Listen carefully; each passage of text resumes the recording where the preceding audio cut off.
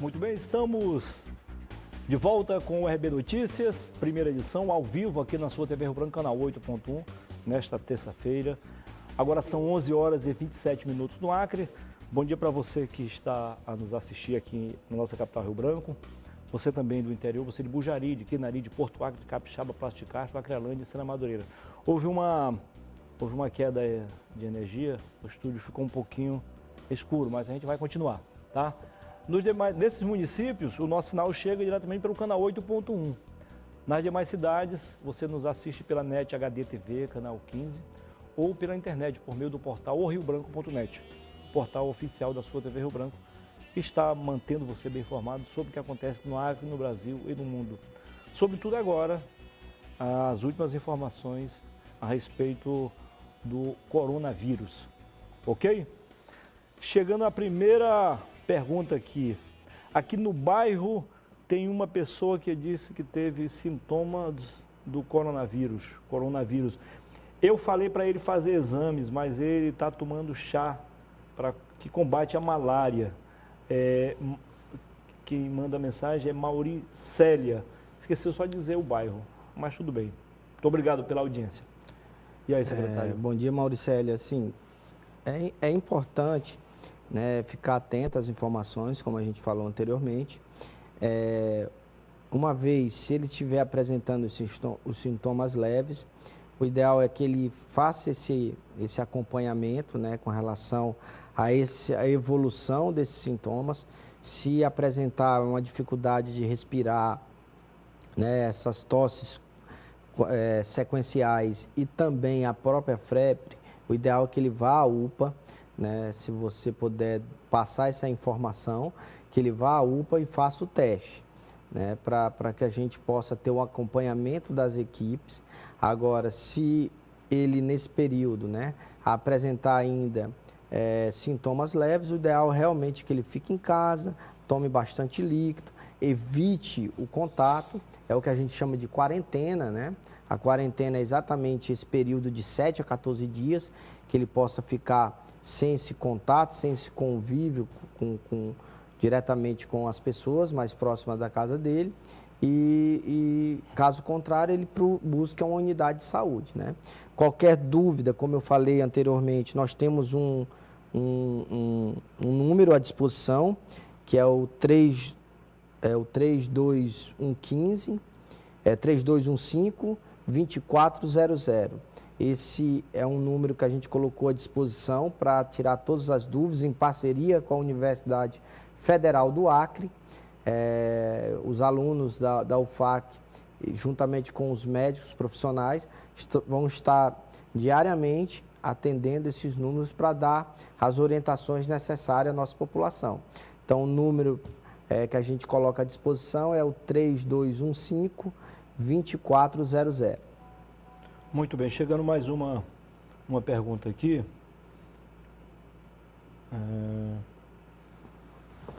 Minha filha também está com tosse e os dois como se estivessem gripados. Não.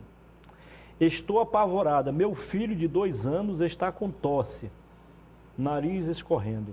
Minha filha também está com tosse e os dois como se estivessem gripados. Ela quer saber o que fazer agora.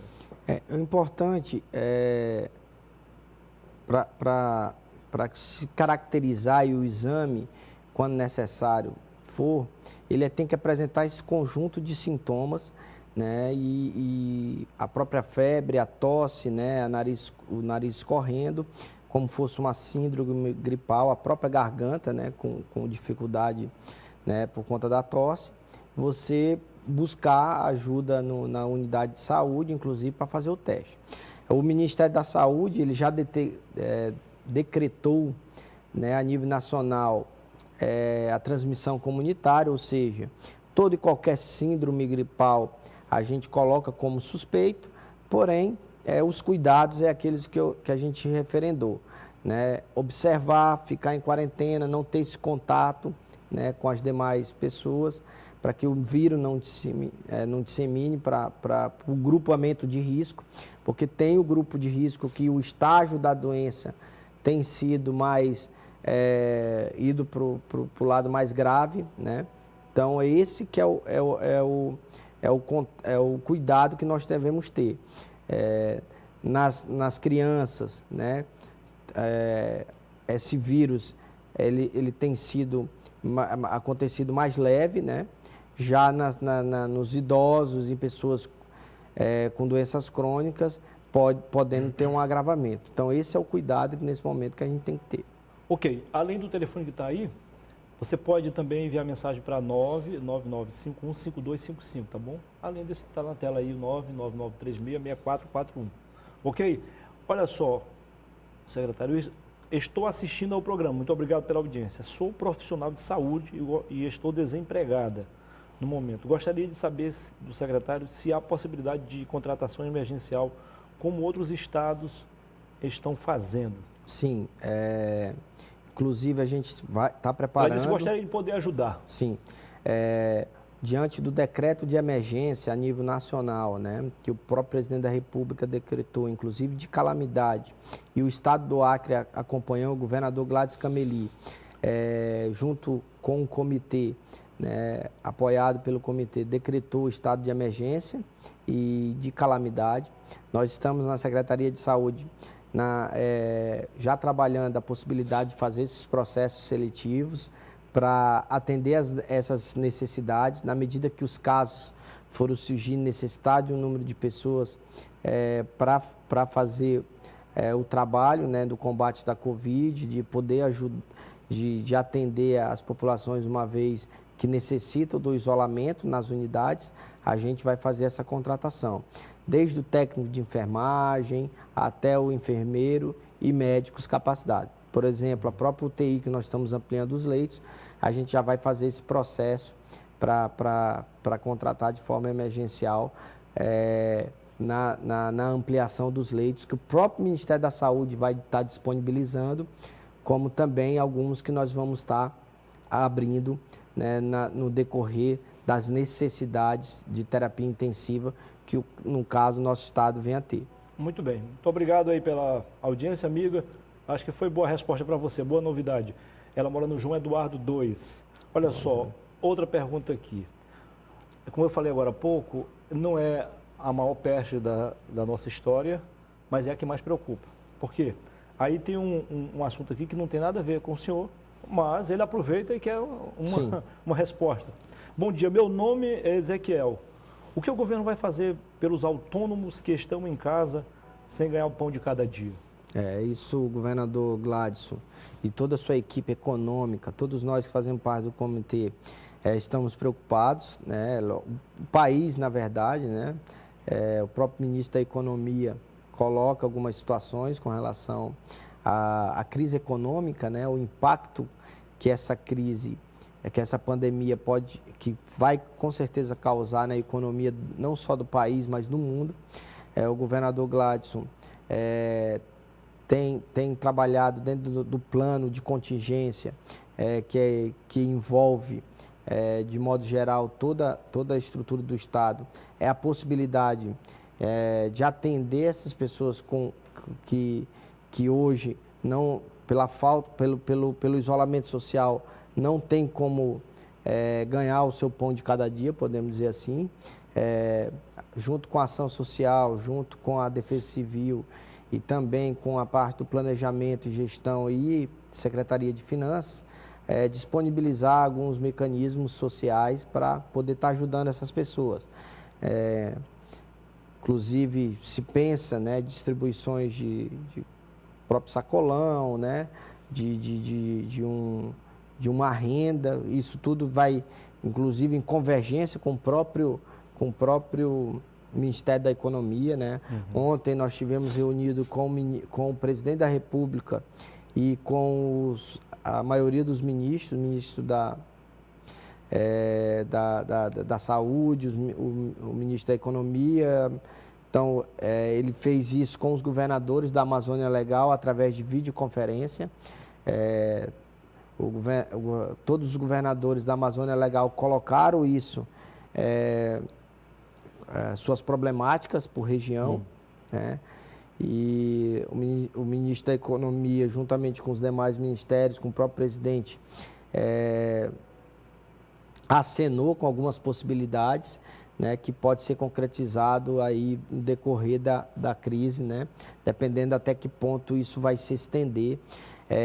Todo o decreto que o governador trabalhou e podendo ser ajustado foi pelo um período de 15 dias, né, para que a gente faça essa análise, dependendo da evolução da doença, e isso pode ser mexido a qualquer momento com relação a esses decretos, né, principalmente quando suspende, né, o comércio, quando suspende as aulas, e tudo isso está sendo todo o tempo, através desse comitê, sendo reavaliado a todo momento. Legal. Aqui tem mais uma pergunta.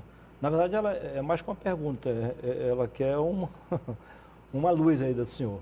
Olá, me chamo Ana, meu filho tem asma e pegou gripe. Não sei o que fazer, pois não quero correr o risco de ir à UPA. Às vezes, o problema se agrava, né, doutor? Sim, é importante dizer que quando a gente pede o isolamento social, exatamente para aqueles casos menores, para que as unidades de saúde não se superlotem e você acaba disseminando esse vírus na própria unidade.